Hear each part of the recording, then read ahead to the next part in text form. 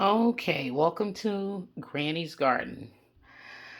I just started investing in these Aerogardens, and long story short, I am a gardener, and due to some health problems, pay no attention to the photobombing Instapot. Due to some health problems, I am no longer able to get out in my garden to sow the seed. Knees will not let me get down that far. Now, that being the case, I asked for one of these guys for Christmas. Didn't think I was going to get it. So I bought one, buy one, get one with Aerogarden. Found out I was getting one. Buy one, get one. That took me to 4. Aerogarden was a little bit slow to ship. So I bought one from Best Buy. That took me to 5. And then another sales pitch got me to 7. Okay. Now, it's been a long time. Gardening used to be my zen. So I got a little carried away. Wound up running into this thing called the iHarvest.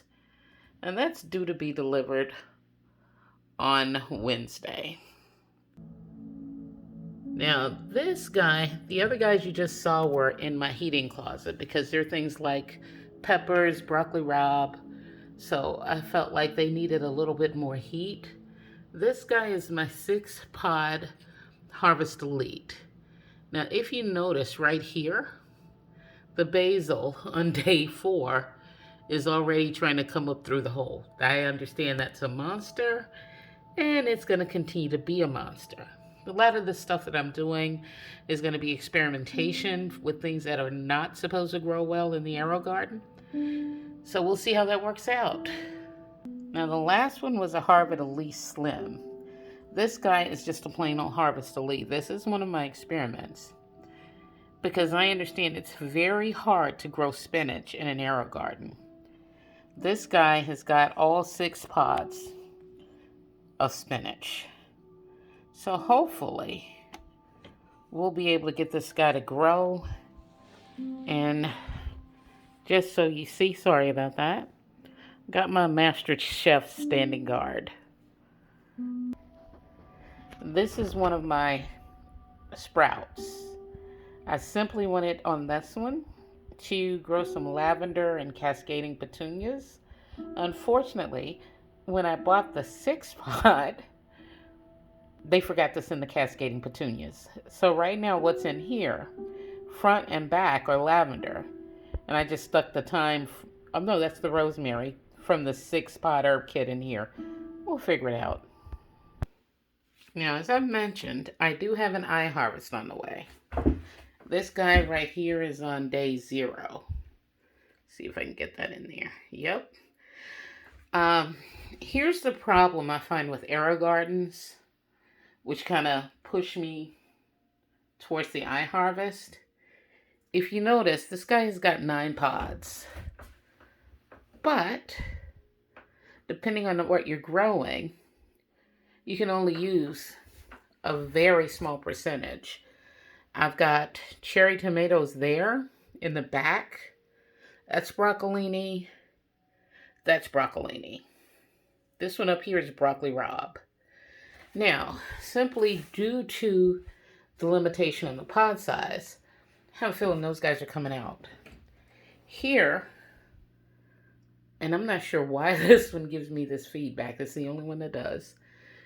In the back here, we've got mini jalapenos. Same thing on the other side, same plant. Up front, we've got an heirloom cherry tomato. Same thing on the other side. For 9 pots, after asking around to more experienced gardeners, it was advised that I don't plant more than 3 to 4 pods. Now, looking at the roots on a lot of these systems, I think 3 to 4 may be a bit. That, including the fact that I have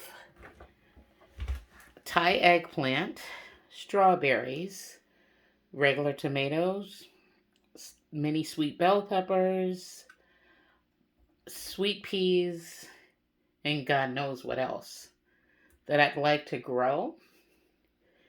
I finally realized pretty quickly 7 Aerogardens were not going to work. So, what I've done is ordered an iHarvest, which allows me to grow 30 things. We'll see how that works out. And a lot of the guys you saw today will wind up just simply being starters. Once they root, I'm going to go in, cut the root